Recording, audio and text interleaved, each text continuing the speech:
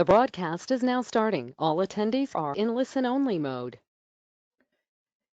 Good morning, good afternoon, everyone, and welcome everybody to this safety law that we are going to discuss about key lessons from incidents related to shift handover. And I believe that this is a very interesting and very important topic for everyone. So I guess everybody can hear me well. So I am going to start now. Everybody, I would like to kindly ask you if you have any questions, if you have any comments or any ideas or further suggestions to the key lessons. I'm really happy to take them on board, as it happened in the last many occasions in the previous lower webinars, because this is really interesting to have your opinion and your views on the topic. And I really liked how you shared in the previous occasions what you think about and what you have in practice in terms of the topic. My name is Dr. Susanna Gyenes. I'm the deputy to the director of the IChemE Safey Centre, and this is our publication that I produce every 3 months. It's called Safety Law, a 2-page document basically that you can find on our website in PDF format and also in podcast as an MP3 format that is downloadable.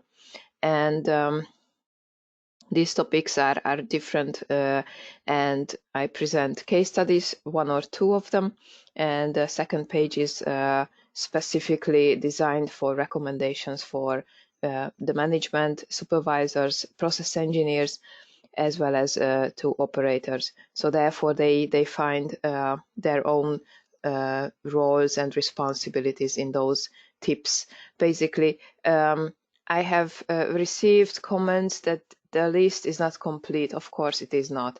I mean, if you want to give a full list of recommendations given one topic, then I think the list won't be ever completed, because this is really you can't cover everything in such a document. However, the aim is to give some ideas, some thought-provoking ideas and tips, so that you can just remember that, okay, in my operation I can deal with this one and that one, and so that you get some information at least. So that is the purpose with these webinars as well. Share ideas and knowledge and discuss such topics. So let's start now. Shift handover. Why is it important? Shift handover is a critical activity in operation with a direct, very clear and direct impact on production and safety. And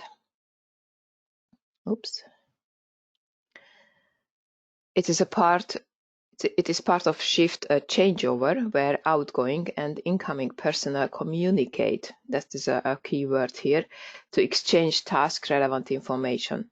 And therefore, maintaining continuity between shifts is really important, and communication. Poor shift handover is known to cause operation problems. For example, plant upsets, unplanned shutdowns, product reworks, and all those can result in considerable revenue loss. So, and there are of course many other aspects why a good shift handover is really important. I will go through the case studies first, and then we will see what I'm talking about. And of course, please feel free to add your comments in the question box, or if you have any suggestions or ideas, as I said, or you would like to share some of your examples, it is really nice to see them in the question box, like it happened in the previous times. So what happened in first case? The first case occurred at a pesticides production plant, and we are talking about a runaway chemical reaction. So a runaway chemical reaction is highly exothermic reaction, as we all know. It occurred inside an approximately 20 cubic meters pressure vessel, and it caused the vessel to explode violently. Highly flammable solvent sprayed from the vessel and immediately ignited, causing an intense fire And actually that fire burned for more than 4 hours. That incident occurred during the restart of the unit after an extended period of shutdown. 2 company employees died in the explosion. So what we know for by now is that there was this exothermic reaction, a runaway chemical reaction occurred, explosion and fire, and it happened during a restart after a prolonged period of shutdown. Let's talk about what are the key learning points from this case. There was a growing demand of pesticides. The operator was keen to restart the unit. And so that was an urge, basically, and time constraints, so that they wanted to restart the unit as soon as it was possible. However, the restart process didn't go smoothly. The new control system was used for the first time in this case, and the workers who had already worked overtime and really felt fatigue faced several technical problems over this startup procedure. Those issues actually happened to diverted operators' attention, resulting in poor communication between board operators at shift change. The operating procedure specified that the waste tank vessel had to be pre-filled to a level of 30% with clean solvent and then heated before introducing residues coming from the solvent recovery flasher bottom.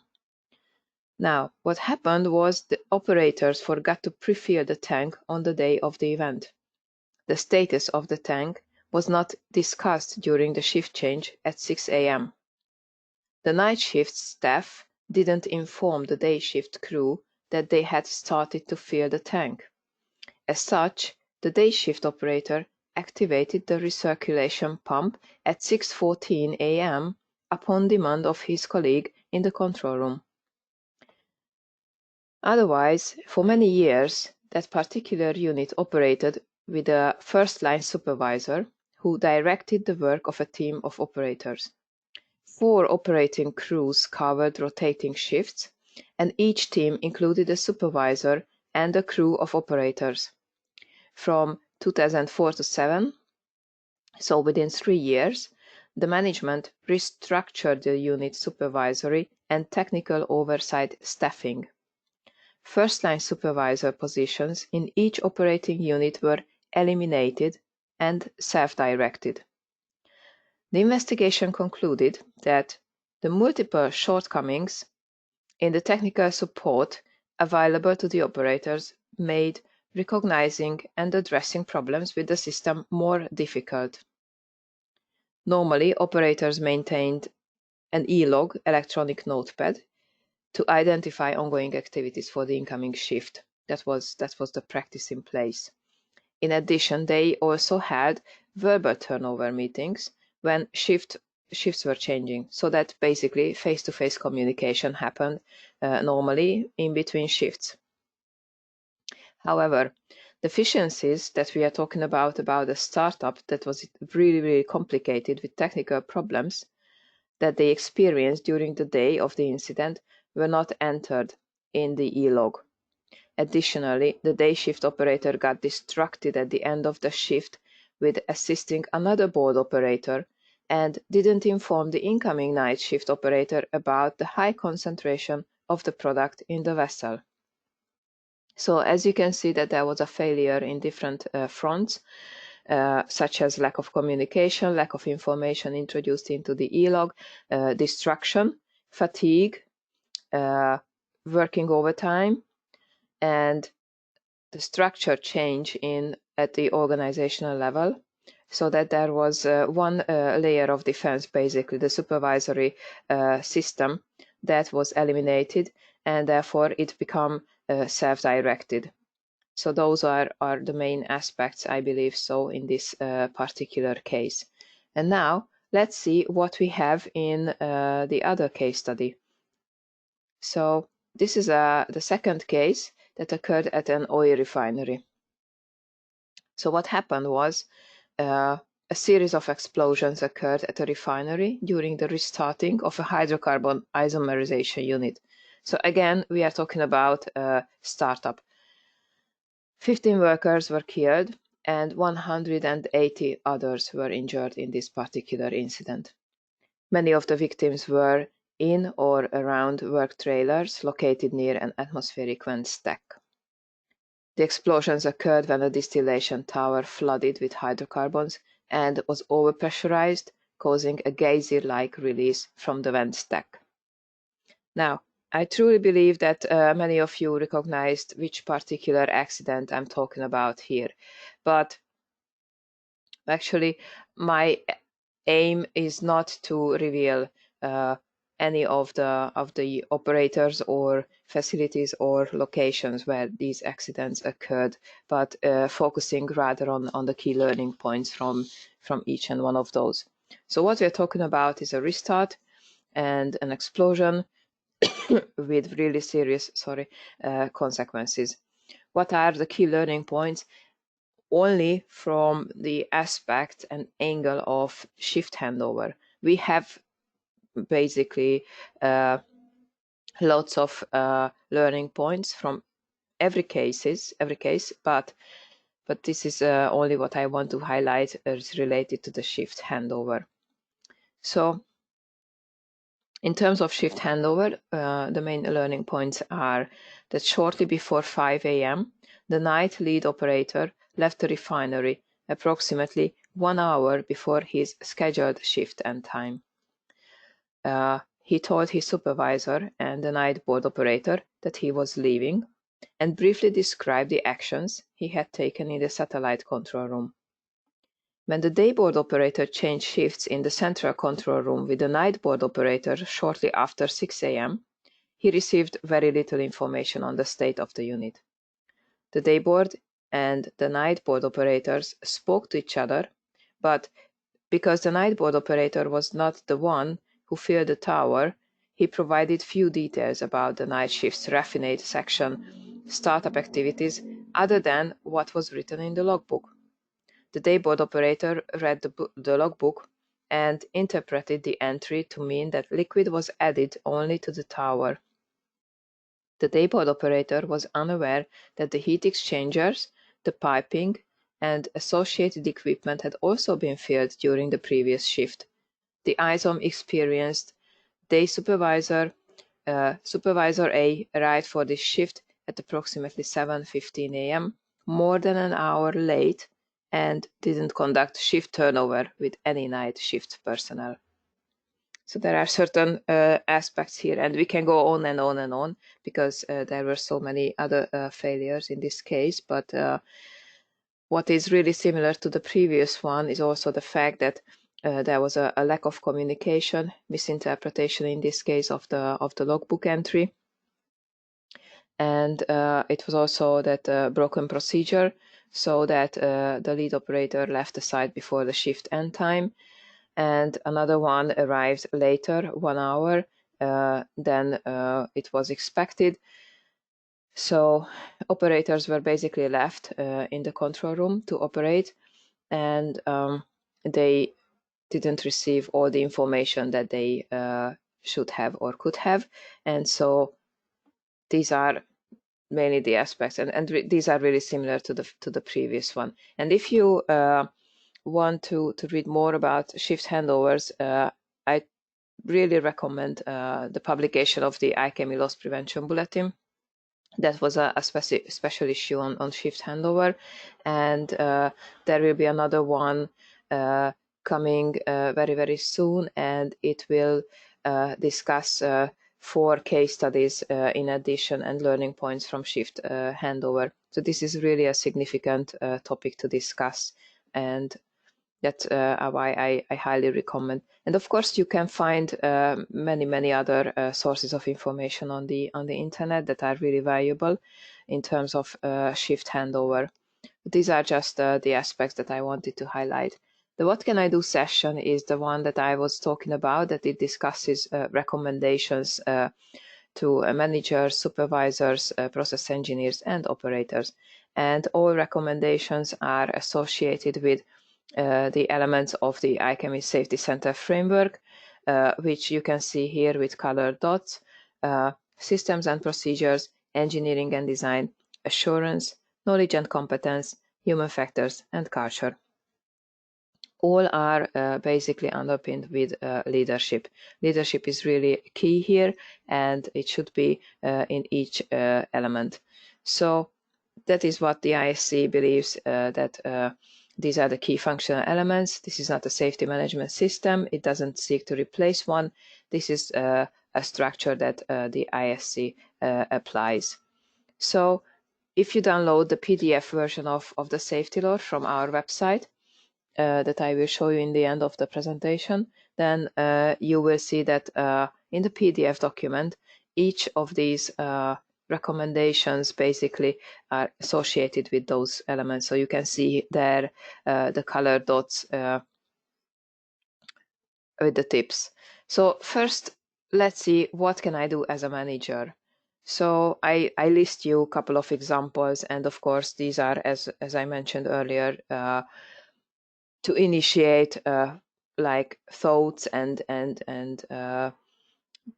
just think about what additional like tips or recommendations you would think about. So make sure that the planned operating procedures include shift handover methods and clearly indicate roles and responsibilities. Excuse me, ineffective or miscommunication can have serious consequences, and therefore setting standards for effective communication is helpful to minimize such occurrences and helps to avoid complacency.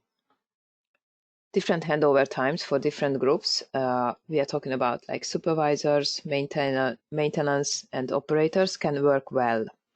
The supervisor then has time to talk to the outgoing operators in person before they do their handover with the incoming operator and the maintenance crew. Consider this timing including in the operating procedures.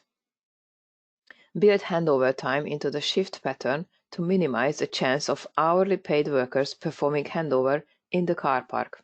And this is coming from an actual example that somebody discovered. In order to reduce the impact of miscommunication, include communication skills in their selection criteria for shift workers and have training program in place to develop the communication skills of existing staff.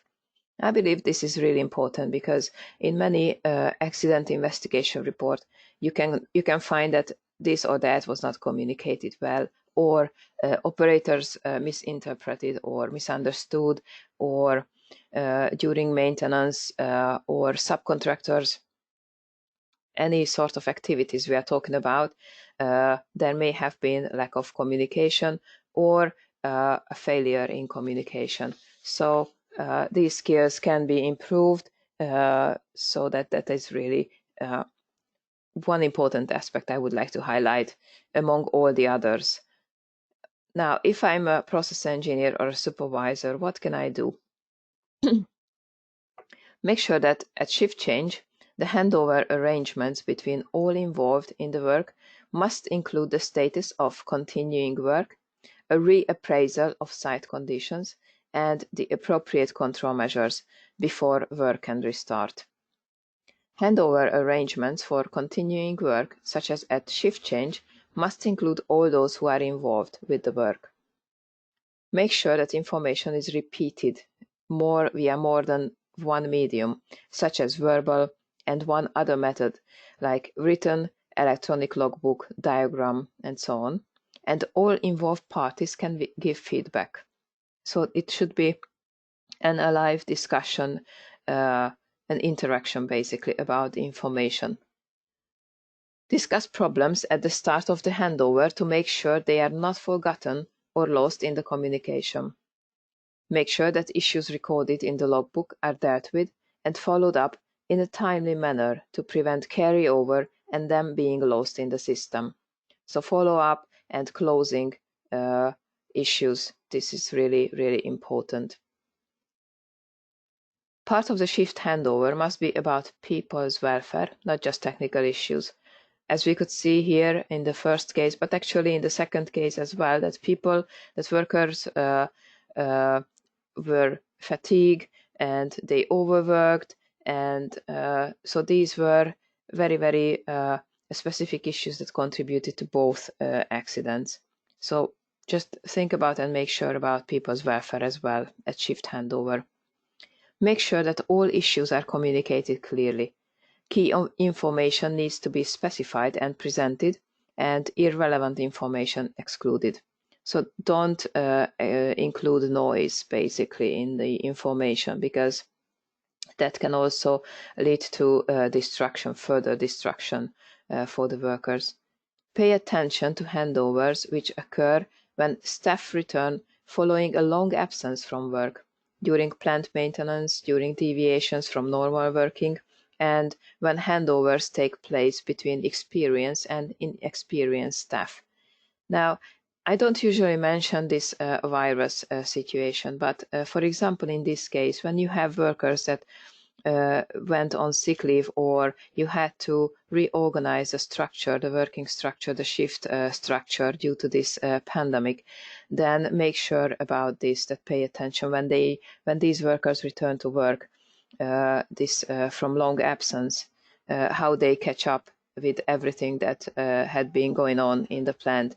As you are very aware that there were many accidents actually in the last couple of weeks, and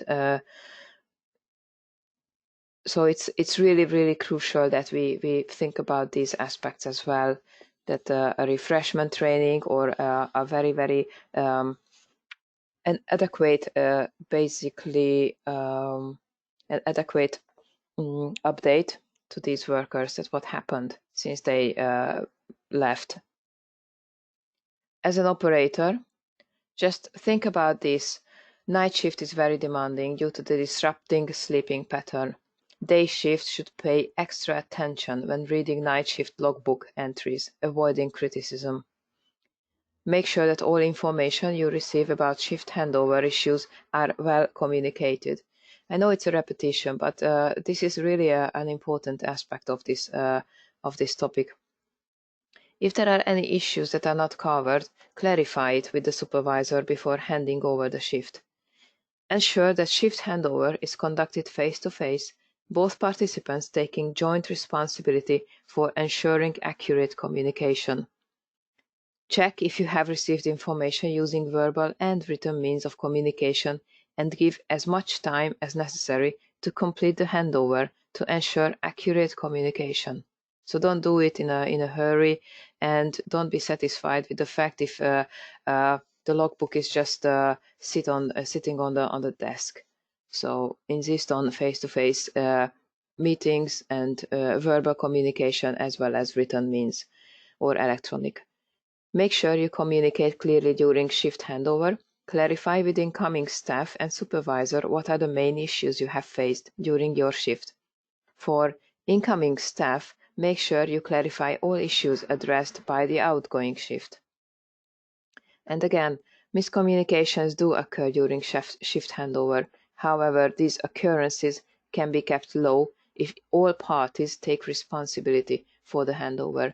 So ownership, responsibility, clear roles and responsibilities that should be addressed in this situation. So basically, these were the main issues that I wanted to highlight, and I know that there are so many others, and maybe many others that are more important than those that I managed to highlight in this safety law, and I would like to see your opinion and your thoughts about the topic. And here, as I mentioned earlier to you, that we have the podcast available and the PDF version of the safety law, not only English, but also the Spanish version on our website. And if I can't answer on a specific question about each case study, that is because I haven't done the investigation. And of course, these are really, really wide issues. And I try to answer. And if I can't, then I try to get back to you by email, which you can see here, that safetycenter@icheme.org. I try to answer to your questions and emails immediately or really in a short time. Here you can see our website where you can find also the upcoming webinars. But basically about the safety law, I will have the next one on permit to work systems, and then you will have to wait a few weeks time for the latest issue that I am going to publish soon on alarm management. So those are the two that are upcoming. Of course, you can find us in different forums. This webinar, as always, will be uploaded to our YouTube channel. It will also uploaded to the LinkedIn website, and you can find more information about our activities in our website, Twitter, Instagram, Facebook, and so on. And now I would like to open the question box and go through the questions as they arrived in sequence. So there was a question about case study 1. Was there a dedicated template or hard copy to record observations and convey them from one operator to another? Now, this is a very specific question about the investigation, so I can't answer to that question right now. I try to find it if I have the investigation report in hand, and I will try to come back with this. Asking supervisors to offset their handover times is dangerous. This means an additional transfer of information. First orientation can be impacted. Thank you for this comment. Very well noted. Then there is a question. Can we have a digital solution as far as handover arrangements are concerned to ensure minimal error? If yes, is there an example for it so far in the industry? I think that it's a very good question, and I would like to encourage all of you to, if you can, please answer to this question or give your thoughts if you think that there is a digital solution as far as handover arrangements to ensure minimal error. Do you have an example in your industry? If you have so, then please feel free to share. Even you can send, as I mentioned earlier, you can send me your emails, and I'm happy to forward your answers anonymously, of course, to those that are interested in this question. And another comment that is, okay, great topic. Handover seems to feature in most investigations as a root cause or contributing cause. Thank you so much. Okay. Oh, thank you. You already replied to the question about any solution about the online version. Someone says our company does have a digital log, which you can go back to look at it, and is always there to reference. That's a really good example. Thank you. And there is another one. Yes, I worked on a refinery where the CRT and FO logs automatically updates into the shift leader log. That's really good. And there is another comment with a website that is really useful. Thank you so much. It's https and then www.eschbach.com. So once more, this is Shift Connector provides e-logging via cloud computing. So that's the website https and then www.eschbach.com. Thank you for this. It's really valuable. So this was my safety law for today, and I would like to thank you, all of you, for this really great contribution that you have provided. And if you have any further questions or comments, I really would like to see them. And as I mentioned earlier, I think the Loss Prevention Bulletin by the IChemE is a really great source of information with very good articles on shift handover that may have more solutions or recommendations on this very important topic, as well as other literature from from different internet sources. So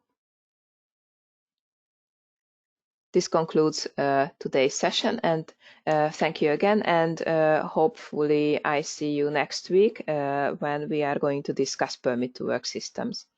So thank you so much and goodbye.